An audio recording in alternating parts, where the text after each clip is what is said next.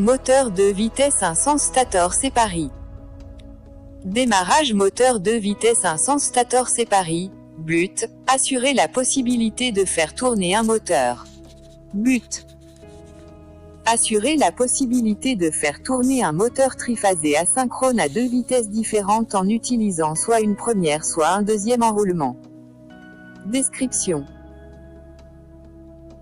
Le moteur possède deux enroulements indépendants, chacun définit un certain normal des pôles, et comme la vitesse du moteur triphasé asynchrone dépend du nombre de pôles, ou paire de pôles. Conformément à n égale fp, on obtient alors deux vitesses différentes.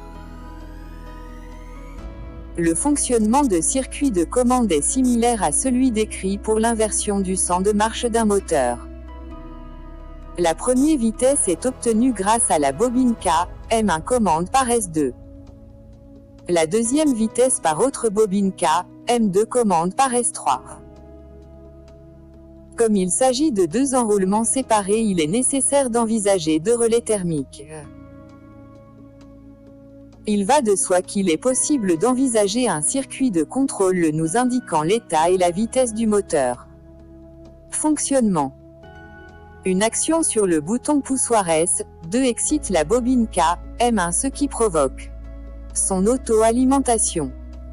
Fermeture de contact K, M1.